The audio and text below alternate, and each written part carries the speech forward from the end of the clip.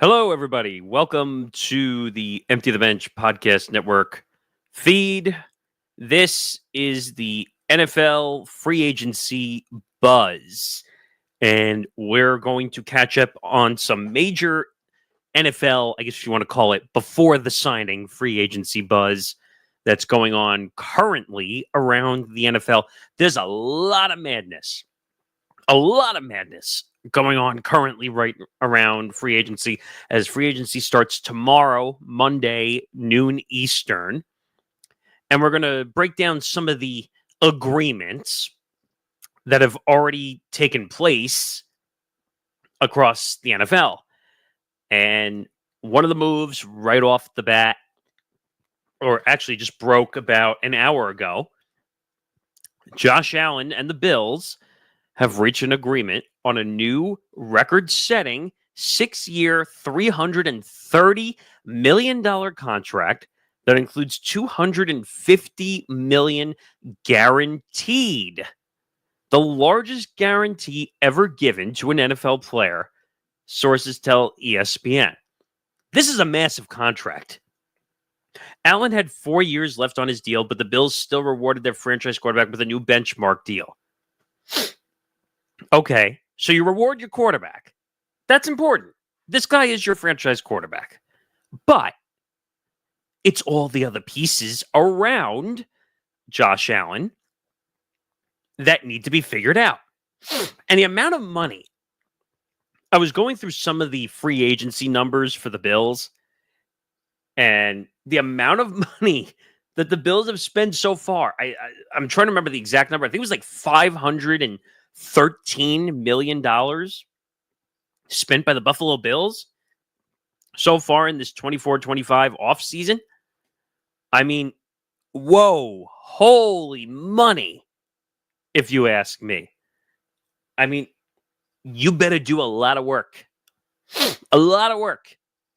If you want this franchise to win a title, my colleague and my co-host on Empty the Bench, Anthony Ballister, is ecstatic probably right now that their quarterback is signed long-term and that he's not going anywhere on a record deal.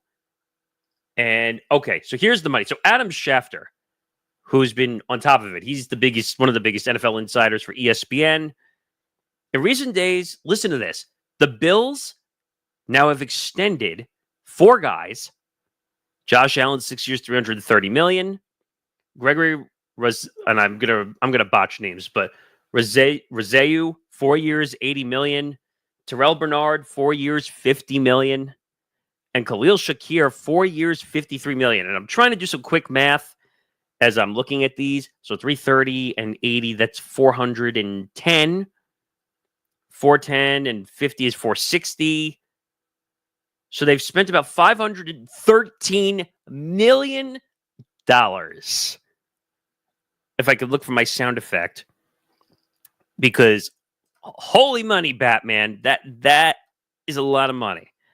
I mean, that's a lot of money. So you better go out there. And as a Bills fan, I'm happy for you. I'm a Jet fan, by the way. So obviously we're still going nowhere, which I could have told you. But this is a big deal. A big deal for the Bills because they need to go out. They need to make a Super Bowl and they need to make a run. But you spend $513 million, you better go figure this out. You better go figure this out because this is a problem. And you need to go and make the Super Bowl. You have to. Because the amount of movement going on in the NFL, the Bills got to figure this out. Because Josh Allen is an incredible quarterback. Top three quarterback in the NFL. But he has no hardware to show for his great play. And winning the MVP this past season, great. You won an individual accolade. That's great. But you still have nothing to show for it. So make the $513 million spent make the ownership look smart. Because currently, like I said, the Bills have nothing to show. All right, moving around a little bit, some other moves going on. DK Metcalf, who seemed miserable in Seattle over the past couple of years, traded to the Steelers and agreeing on top of it. Well, number one, I was shocked that he was traded to the Steelers. That kind of shocked me a little. I thought Green Bay was a perfect spot for DK Metcalf. And there's a tweet from Matt Schneidman, who covers the Green Bay Packers beat for The Athletic. He said, I'm told the Packers never made an offer to the Seahawks for DK Metcalf, contrary to multiple reports. And the ownership are good friends from their time together in Green Bay, but a deal between the two for Metcalf was never a realistic possibility. What does that tell you? That the Packers didn't really want to go out and spend money? Is that what that's telling you? I don't know. Because I can't tell if the Packers are motivated to do anything, or do they just want to keep running it back and fall short every single time? You spend $55 million on your quarterback in Jordan Love, but what else are you spending money on? You got Josh Jacobs. That's great. You have your running back covered, but your wide receiver room is a mess. It is. It's a complete mess. And Christian Watson, not good. He's a good talent, but he's always hurt. Always hurt. You can't trust this guy to stay on the field and stay healthy. So this move makes total sense for Pittsburgh, who really needed I don't know, would you call DK Metcalf a number one wide receiver? I would say he's like a 1.5. Not a 1, not a 2, but like a 1.5. He definitely helps Pittsburgh, that's for sure. But who is going to be throwing a DK Metcalf? Because right now, the Steelers don't have a starting quarterback in their possession currently. They're talking to Justin Fields. They're talking to Russell Wilson.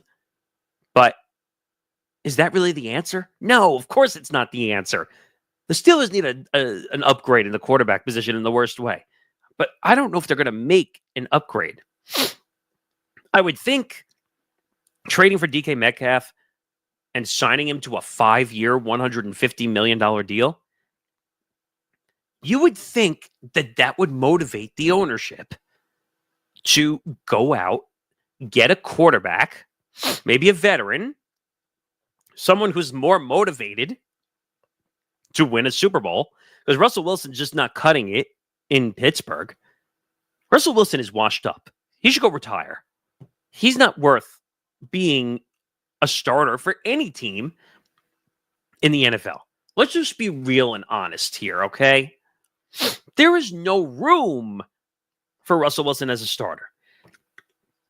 And just for context state of the trade, the Steelers and the Seahawks are flipping 2025 picks in the 5th and 6th round, 6th and 7th rounds as well.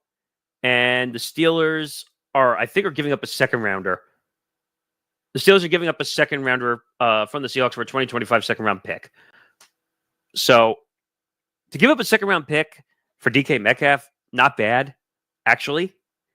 So maybe they're the ones who make out in that deal. But we'll have to see. 5 years, $150 million for a DK Metcalf, come out to $30 million a year. That's a lot. Now, I understand Justin Jefferson. I think he makes $35 million a year with Minnesota. But at least Justin Jefferson is a younger player. What DK Metcalf, if I'm not mistaken, is on the older side. To be fair, I mean, I'll look that up just so I don't make a mistake. But so DK's 27 and Justin Jefferson is 25. Okay, so I thought it was a much bigger discrepancy in age. It's not. It's only 2 years. But That's a lot of money, if you ask me. $30 million a year for a guy who I don't know what his exact motivations are. I don't know if he 100% upgraded, to be fair, because right now you have a vacant quarterback position. Now I understand DK was dealing with a situation in Seattle where Geno Smith was the starting quarterback who was dealing with contract situations, and now Geno gets traded to Las Vegas to play for the Raiders because he rejected a 2-year 45 or 2 years $50 million contract with Seattle because he felt like he was being underpaid, which that's debatable at best. He had already been paid for what he did in Seattle. And just, and I have growing pains with Geno Smith as a Jet fan from over the years. The guy is good, but I wouldn't say great. He's like right in the middle on the lower half of all the teams and quarterbacks. Maybe Geno Smith has more chemistry with Pete Carroll. And maybe that gives him a little more of an edge to play with the Las Vegas Raiders. I don't know. But that's just an interesting fit. Just looking around a little bit more. The Dallas Cowboys and safety Marquise Bell have agreed to terms on a 3-year deal with a max value of $12 million. Is that the only move the Dallas Cowboys are going to make? I mean, they have all their issues going on currently. They restructured Dak's contract. They restructured CeeDee Lamb's contract, so they would have another, I think it was like $60 or $70 million in cap space.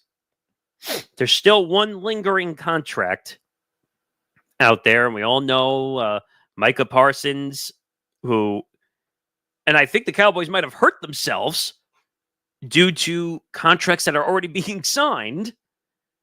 So now they're going to have to pay Micah Parsons more money because Dallas is, you know what the one thing Dallas is good at? They're good at the waiting game. You know what? That's Jerry Jones trying to call me to say don't talk about him. But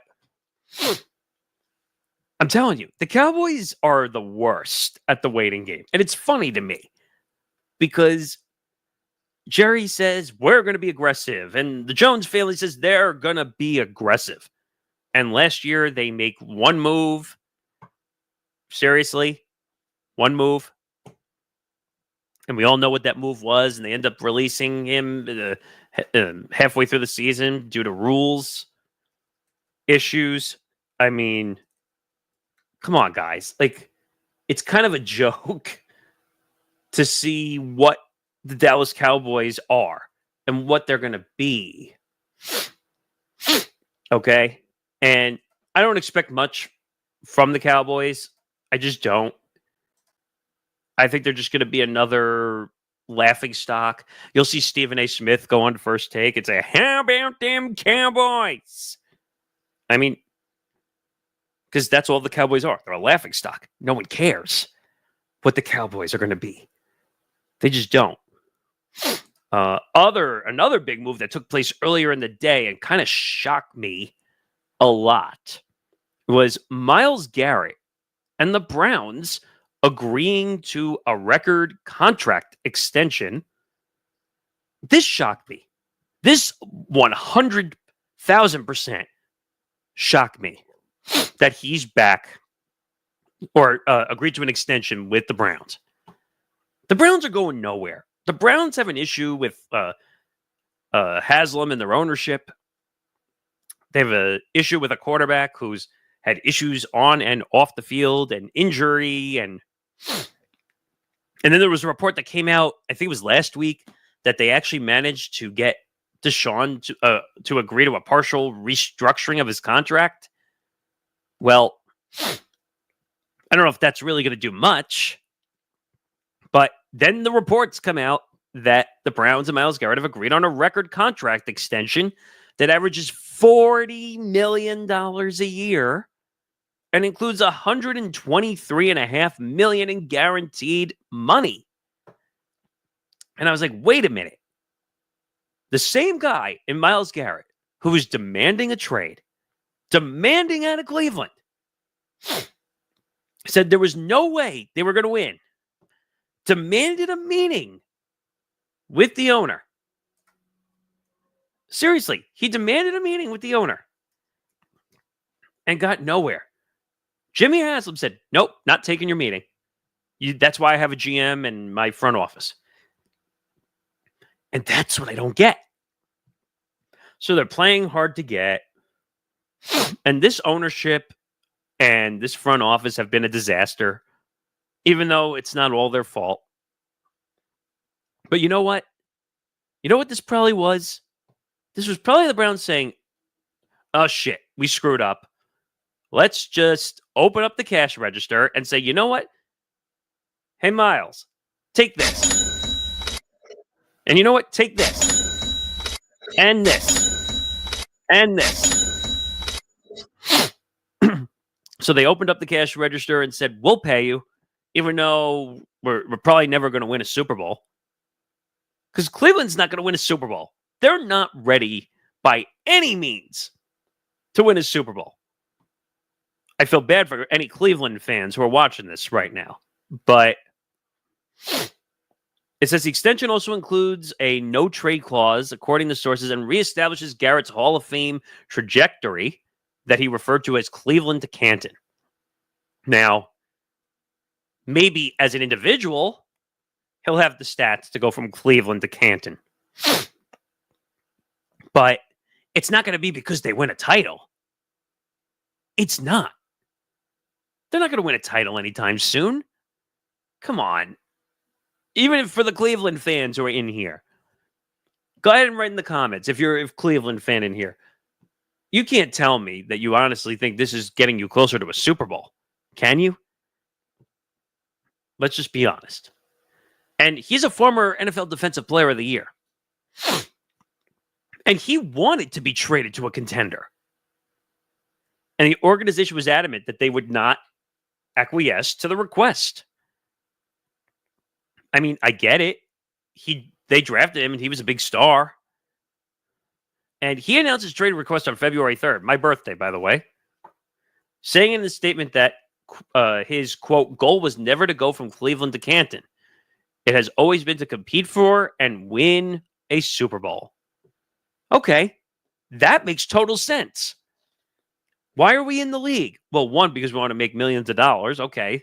And we want to be marketable and make tons of money.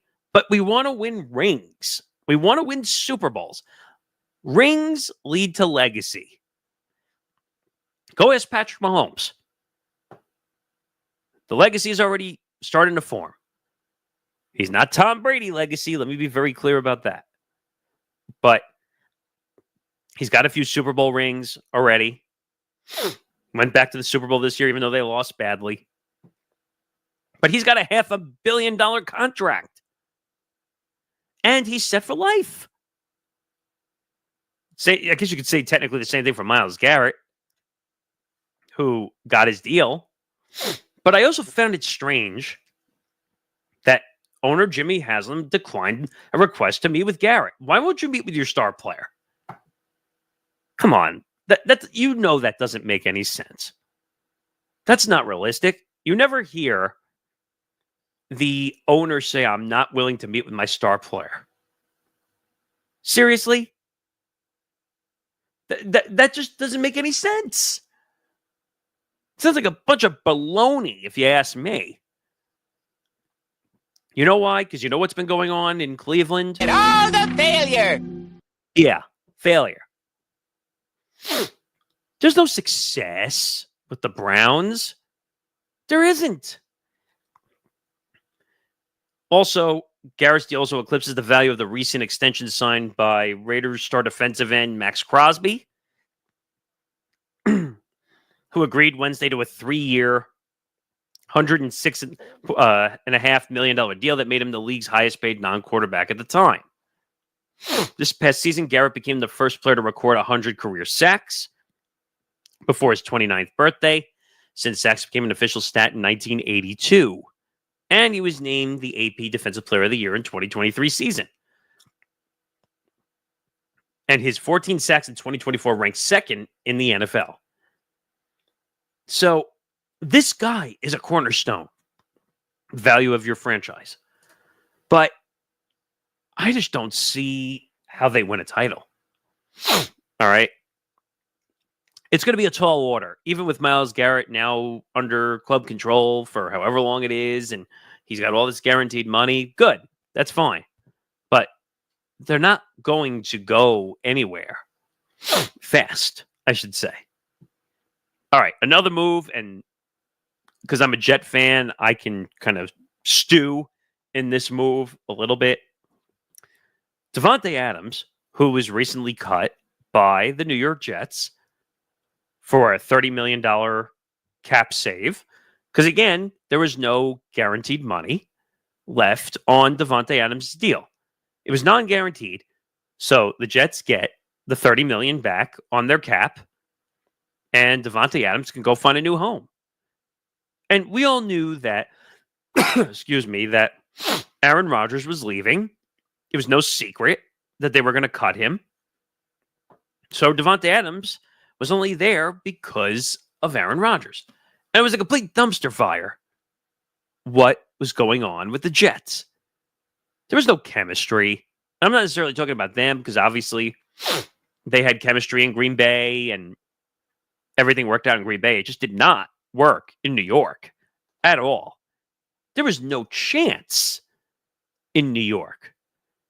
It was a complete and utter dumpster fire what happened with the Jets. And Aaron Rodgers' tenure is mostly the reason why nothing worked in New York with the Jets. But Aaron Rodgers and Davante Adams were not on the same page like they were in Green Bay.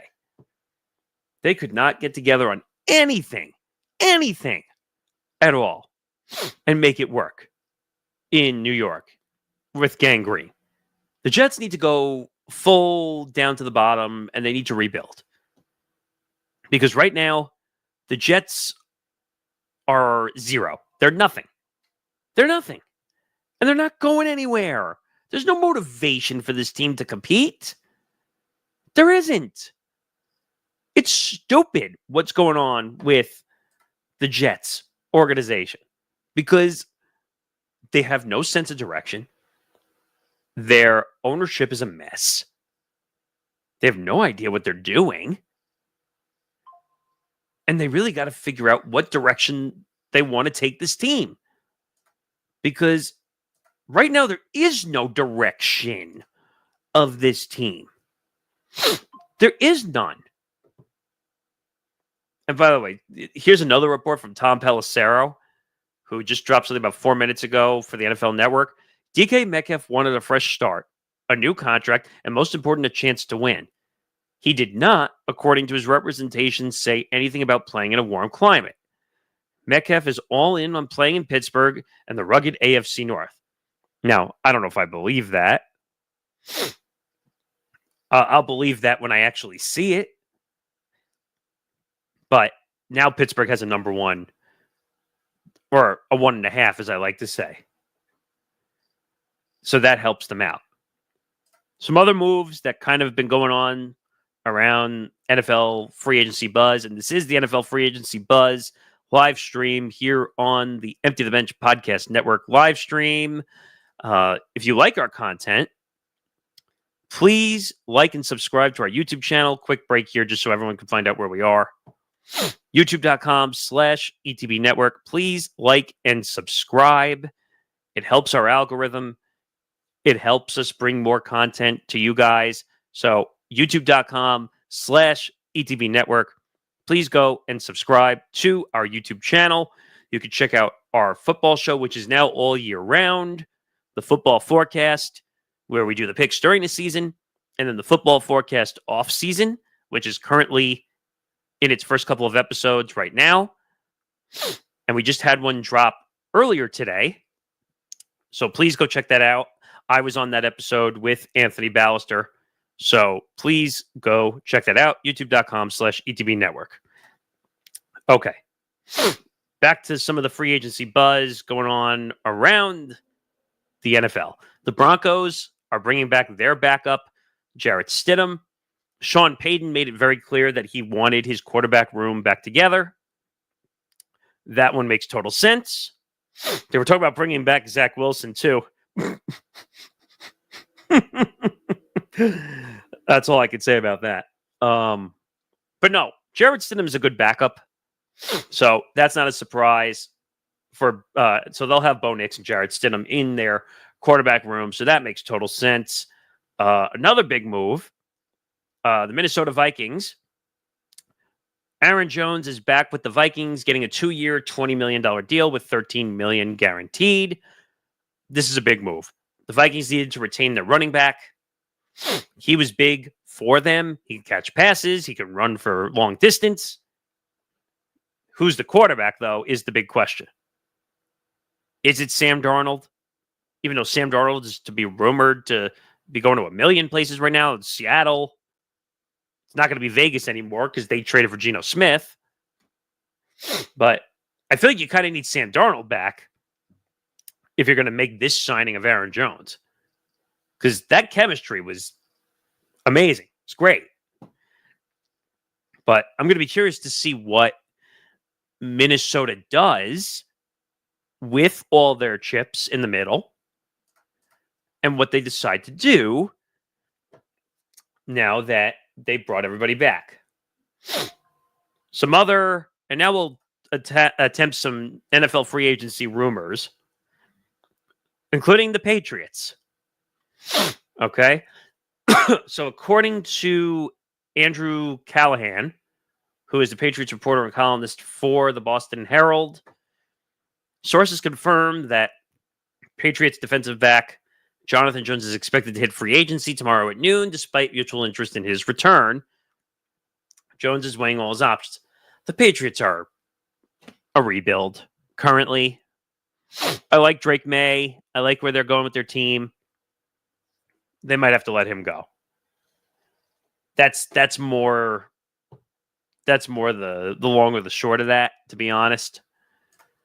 The Patriots have a lot of rebuilding to do. And it's going to take a long time for them to rebuild. But the Patriots have some good young studs that they can work with. But I don't really know where the Patriots are going. This is a statement from Davante Adams' agent, Frank Bauer, who represents Davante Adams on Adams' landing with the Rams. He is where he wanted to finish out his great career.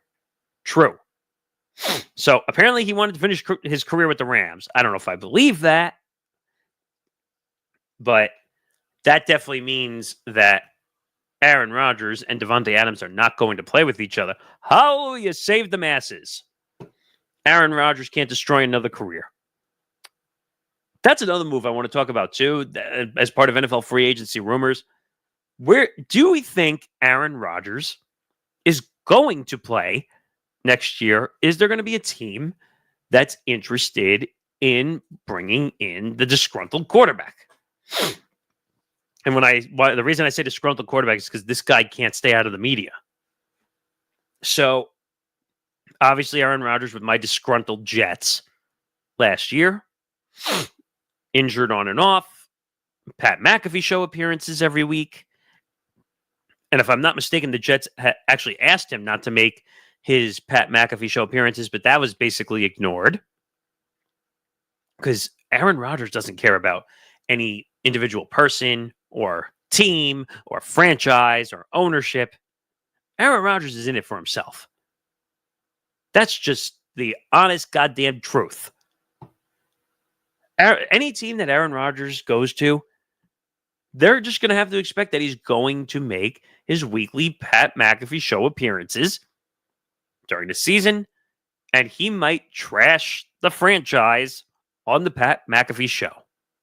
It's just the facts. It is what it is. And unfortunately, are the New York Giants, which is the team that's rumored to be looking at bringing him in, are they willing to deal with that? He's already used to the New York atmosphere. And it's the same stadium. Just have to put on a different color. I'd feel bad for Giants fans if that's who they end up with as their starting quarterback. Is that an upgrade over the dumpster fire that was the New York Giants quarterback situation? Yeah, it probably would be. But do you want to deal with the the ego, excuse me, the garbage and the happenstance that comes along with Aaron Rodgers? I certainly wouldn't. I've already been down that road as a Jet fan. I wouldn't want to deal with that again. And I'm telling you, as a New York fan to another New York fan, for Jets to Giants fans, and we have plenty of Giants fans on our network. And I tell them, and I'm looking into the camera right now, and I'm saying, don't beg for Aaron Rodgers. It's not worth it. Don't do it. I'm telling you, don't do it. I'm looking into the crystal ball. I'm rubbing the crystal ball, and I'm saying, ooh, I look into the future. I see the ghosts. Oh, wait. That was Zach Wilson or Sam Darnold, whoever it was. I don't know if we're seeing ghosts, but I look into this crystal ball, and it's already telling me, Giants fans, don't make the same mistake that the Jets made. Don't do it. The future will be in peril if you sign Aaron Rodgers. And I think Chris Canty said it on Sportsmanlike on ESPN Radio, that basically if the Giants go and sign Aaron Rodgers, you're basically playing for 2026. And Brock Ewers. Now, don't get me wrong, that would be a great starting quarterback for the future. But you're just going to throw away the 25-26 season just because you want to bring in Aaron Rodgers? And by the way, the reason the Jets brought in Aaron Rodgers is because they thought they were a Aaron Rodgers away from winning a Super Bowl, which was laughable, by the way. But the Giants are not an Aaron Rodgers away, or any quarterback away from winning a Super Bowl in the 25-26 season. I'm talking to every Giants fan out there right now. You're not. Just admit it. You are not an Aaron Rodgers. You weren't a Matthew Stafford away from competing for a playoff spot, let alone going to the Super Bowl. It's laughable. Excuse me. But I guess the Giants will do whatever they want, right? I mean, it is what it is. Just like the Bengals front office, who says that they're going to break the record for Jamar Chase, or they're going to break the bank, I should say, for Jamar Chase. Which, by the way, they keep screwing up because they're letting guys signed, and they're just going to keep raising and raising and raising the number. So I don't know why they're waiting so long for this, but it'll be interesting to see what the record-breaking contract is for Jamar Chase with the Bengals. Some more updates on the Davante Adams contract with the Rams. This is from Sarah Barshop, ESPN NFL Nation reporter covering the Rams. Davante Adams' deal is 2 years with $26 million guaranteed. He has an $8 million base salary in year one and a $16 million base salary in year two. Adams' 2025 base salary is guaranteed, and he has a $6 million roster bonus guaranteed on the third day of the 2026 league year. That isn't too bad. So some of it is guaranteed, and some of it is not. Okay?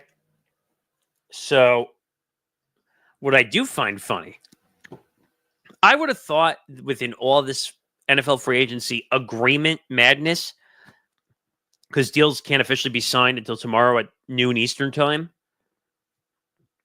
why the Bengals just haven't completed the deal. You know you're going to have to shell out and pay the money. Okay? So just do it. Just make the move. What are you going to wait for more guys to sign so that Jamar Chase's number goes up? That's what it sounds like.